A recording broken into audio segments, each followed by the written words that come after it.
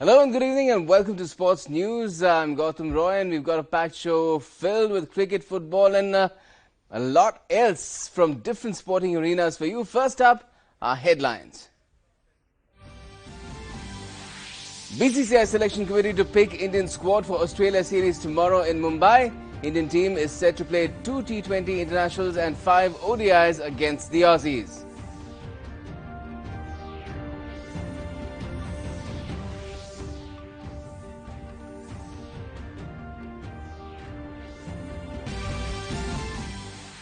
Rest of India wipe out deficit after losing openers on day 3 of the Irani Cup against Vidarbha in Nagpur. Rahane and Vihari consolidate the innings.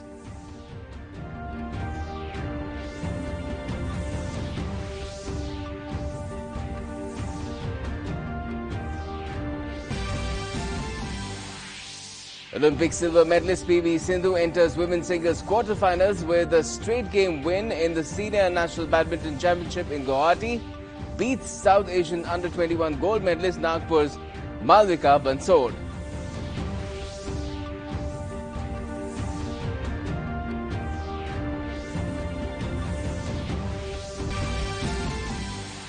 And Real Madrid beat Ajax Amsterdam in the first leg of the last 16 tie in the Champions League.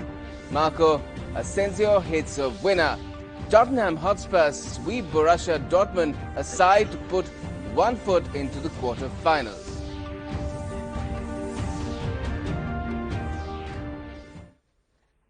Okay then, first up we're talking about cricket, and the National Selection Committee is unlikely to make any experiments when they pick the squad for the 5-match ODI series against Australia on Friday in Mumbai. There is a possibility that selectors may pick 16 members for the ODIs instead of 15 in order to check all the players in contention for the World Cup. Only 7 international matches remain ahead of the World Cup as India enters the last leg of preparations in the upcoming limited over series against the visiting Australian team. India is set to play the reigning world champions in 5 ODIs, which will be preceded by a 2-match T20 series starting February 24. The squad for the series will be picked by MSK Prasad-led Senior Selection Committee on Friday. As it turns out, India is likely to rest Rohit Sharma for at least a part of the upcoming series to give him a much-needed break after the tours of Australia and New Zealand. Rohit had led the team in the absence of Virat Kohli, who was rested for the second half of India's 4-1 win in the ODI series and the subsequent T20 series. Kohli is likely to return for the upcoming assignment. The selection committee and team management are on the same page when it comes to workload management. Recently, head coach Ravi Shastri had hinted that he will be monitoring the workload of players even during the Indian Premier League starting March 23. Pacer Jasprit Bumrah, who was rested for the limited over series in Australia and New Zealand, is likely to return to the squad, while the selection committee, headed by MSK Prasad, will take a call on the availability of the wrist spinners Kuldeep Yadav and Yajuvendra Chahal. Meanwhile, it is also expected that out-of-favour India batsmen KL Rahul and Ajinkya Rahane may get another chance to impress the selectors. India, it seems, is keen on taking a backup opener for the World Cup to England, and one of Rahul and Rahane may get the ticket, considering their performances in the upcoming series and the IPL to come. The 2 T20 internationals will be played in Visakhapatnam on February 24 and Bengaluru on February 27. The 5-match ODI series will start in Hyderabad on March 2, followed by matches in Nagpur on March 5, Ranchi March 8, Mohali March 10 and Delhi March 13. Sports Desk, DD News. 1-0. And the day belonged to Vidarbha's Akshay Karnewar, whose maiden first-class century handed the Ranji Trophy champions a 95-run first innings lead, but a frightening partnership between the rest of India's Hanuma Vihari and Ajinkya Rahane wiped out the deficit to bring the Irani Cup contest back on an even footing. That is what happens on Thursday's third day. At Stump's rest of India were 102 for 2, having inched 7 runs in front on a deteriorating pitch where Vidarbha will have to bat last. Karnewar's 133 ball 102 helped Vidarbha post 425 in response to the rest of India's first innings total of 330. Karnewar was ably assisted by overnight batsman Akshay Vadkar, whose 139 ball 73, had arrested a collapse on the second day. And moving on to badminton, Olympic silver medalist PV Sindhu entered women's singles quarterfinals with straight game win in the Senior National Badminton Championship in Guwahati today. She defeated South Asian under-21 gold medalist Nagpur's Malvika Bansor 21-11, 21-13. Sindhu will now face off with Riya Mukherjee in the quarters. Riya defeated Kanika Kanwal 21-11, 17-21 and 21-18 in another pre-quarter final encounter today. Top 8 players of the competition on the combined basis of world and domestic rankings were given direct entry into the singles pre-quarter finals, for which a super draw was held last night. Now, Greek tennis star Stefanos Tsitsipas went down on a shock defeat at the World Tennis Tournament in Rotterdam on Wednesday. The 20-year-old was outperformed in the first set by Bosnian 26-year-old Damir Zumur. But Tsitsipas came roaring back in the second set, taking it 6-1. The momentum appeared to be with the Greek pair, but Zumur performed a series of impressive shots, including a delicate forehand with his opponent on serve, to leave Tsitsipas facing match point at 4-5. The Greeks saved this match point and another in the same game, but Zumur then broke Tsitsipas in the 12th game of the set to take the match 6-4, 1-6, 7-5. The Bosnian now moves on to the round of 16, where he's due to face Kazakhstan's Mikhail Kukushkin. And further on, Maria Sharapova has withdrawn from the next month's WTA India Wells Open after failing to overcome a right shoulder injury. Sharapova has been struggling with a right shoulder problem, which... Now, India suffered their second defeat of the tournament as Myanmar won 2-0 at the Kalinga Stadium in the last round-robin match of the Gold Cup on Wednesday. Julie Kyaw scored just a couple of minutes after the game began, while Winthengi Tun netted a penalty in the dying stages of the game to help Myanmar top the group stage. With this result, both Myanmar and Nepal have secured progression to the final of the Gold Cup 2019, while India finished the round-robin stage in third position. Now, Real Madrid claimed a fortunate 2-1 win at Ajax in the Champions League last 16 first leg. Ajax played well and had Nicolas Tagliafico goal ruled out by the first Champions League video assistant referee consultation. Holders Real took the lead when Karim Benzema blasted into the top corner after fine work by Vinicius Jr. Hakim Ziyech leveled from 10 yards, but Marco Asensio scored the winner from Dani Carvajal's cross. Real Madrid have had a real aura of invincibility in the tournament, winning the past 3 finals in a row, all under Zinedine Zidane. No team had managed to defend the Champions League successfully until then. Zidane has gone, his replacement Julian Lopetegui has been sacked, and Santiago Solari is the man in charge now. But they still managed to win in Europe's premier tournament. And Tottenham Hotspurs produced a magnificent second-half display to totally dominate Bundesliga leaders Borussia Dortmund and take control of this Champions League last 16 tie with a 3-0 win in the first leg at Wembley. There was little to separate the two sides at the interval, but Spurs took the lead through in the informed Son Heung-min within 2 minutes of the restart, and further goals from man of the match Jan Vertonghen and substitute Fernando Llorente left Spurs within touching distance of their first Champions League quarter-final since 2011. Bundesliga leaders were unable to offer any response to Tottenham's improvement after the break and now find themselves with a mountain to climb when they welcome the Premier League outfit back to Dortmund for the second leg on the 5th of next month. And Tottenham manager Mauricio Pochettino was proud of his players for their second-half display against Borussia Dortmund. Pochettino said his side struggled in the first half, but a half-time tactical rethink, which involved showing his players video clips, led to a turnaround in their performance.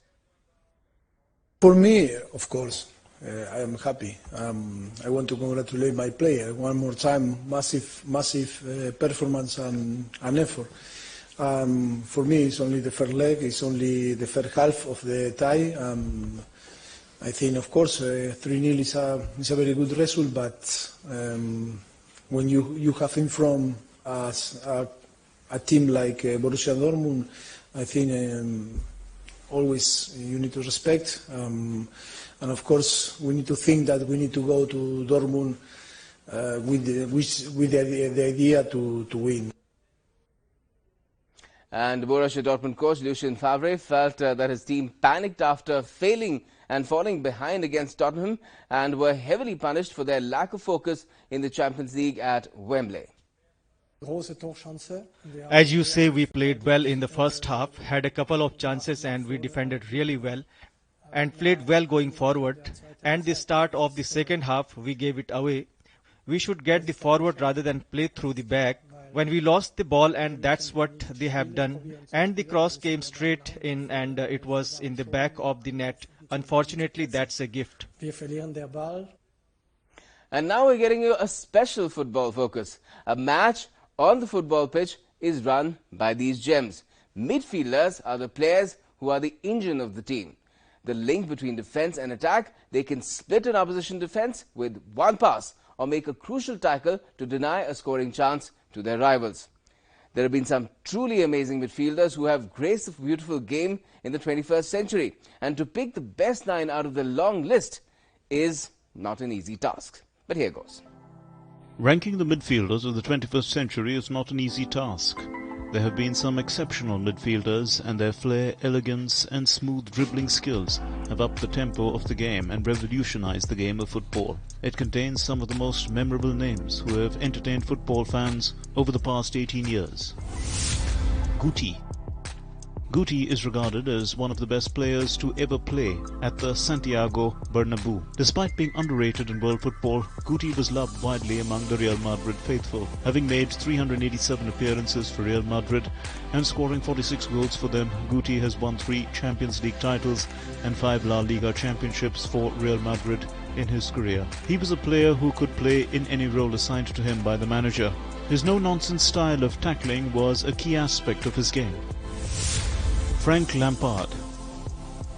Lampard is considered as a legend at Chelsea, being their record top goal scorer with 211 goals. Lampard was a fluent passer who could easily spot his teammates with his spectacular vision, was an expert in taking set pieces and made daunting runs behind the opposition's defence whenever he sensed an opportunity to score a goal. Having scored 147 goals in 429 Premier League games for Chelsea, Frank was also a specialist in taking penalty kicks. Steven Gerrard. Steven Gerrard is considered by many as one of the best midfielders in the Premier League era.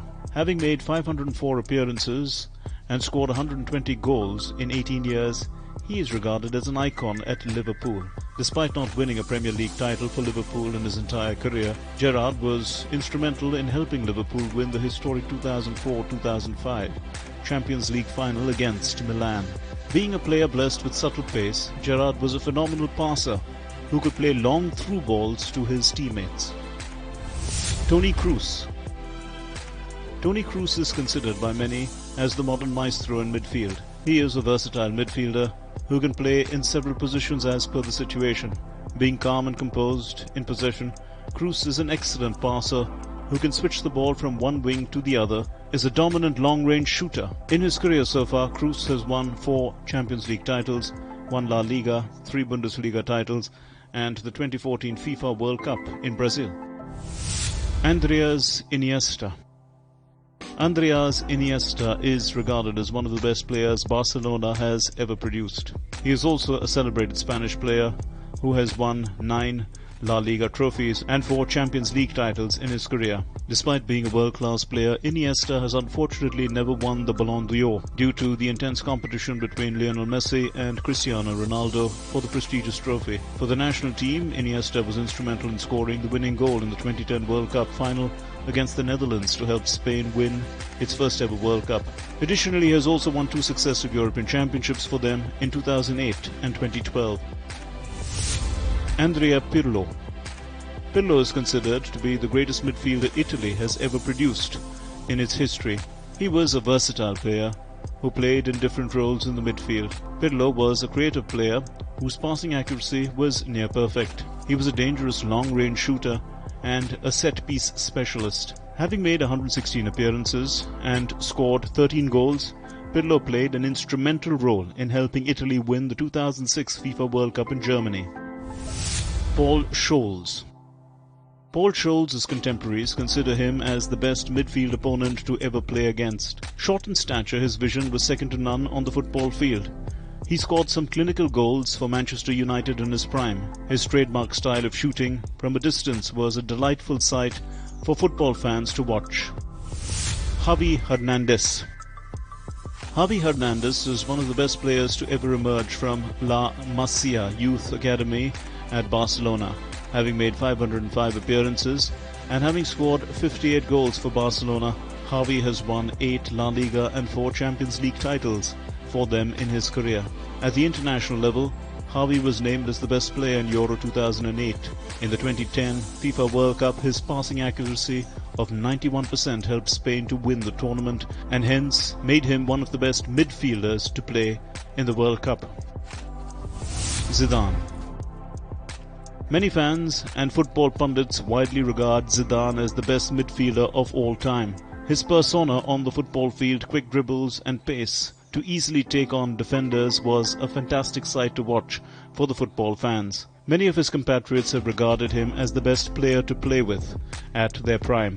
He was also the part of the formidable French team which won the 1998 FIFA World Cup and reached the finals in 2006. He is among the very few players who has had the privilege to win the Champions League, World Cup and the Ballon d'Or award.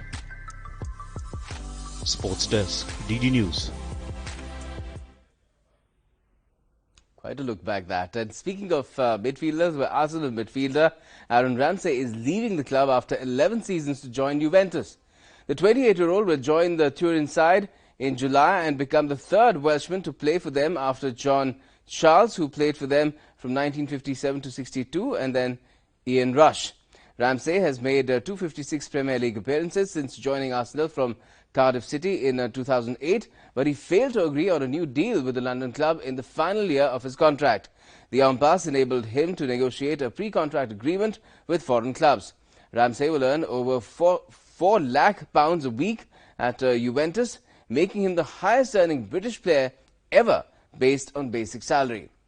Ramsey has made 22 league appearances for Arsenal this season, scoring twice, including a splendid strike against Fulham in October that was regarded by many as an early contender for goal of the season. He had month-long loans to Nottingham Forest and Cardiff City during the 2010-11 season to help him regain match fitness as he recovered from injury.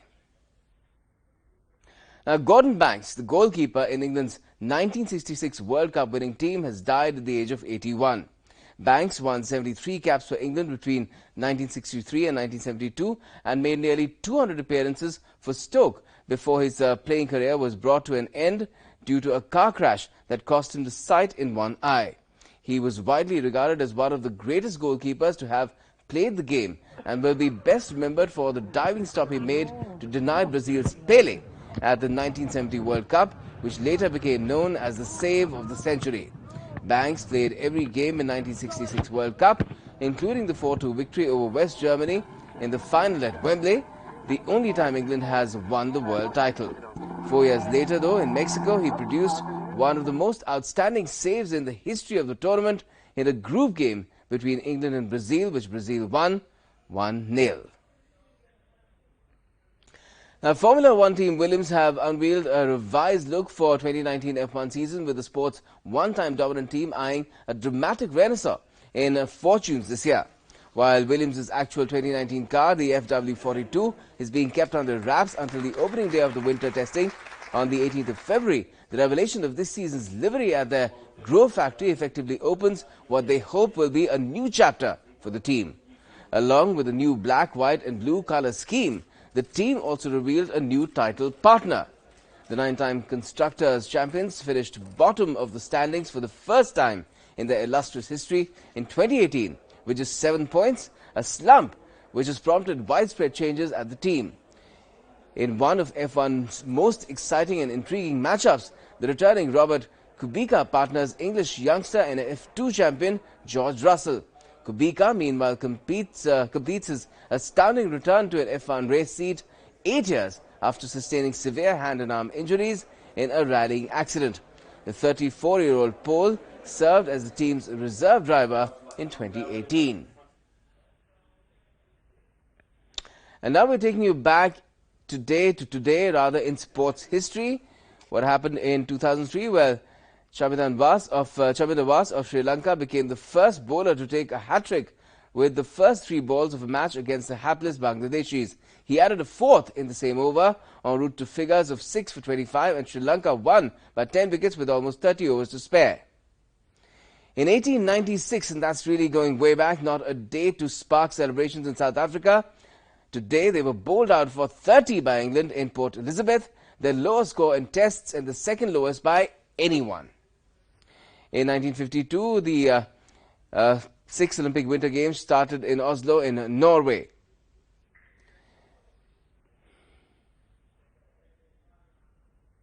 And with that blast from the past, that's all we have in this edition of Sports News. But the latest will continue right here on DD News. And before we go, let's leave you with these stunning images really of base jumping from some of Scotland's iconic natural locations. Enjoy that and have a great day ahead.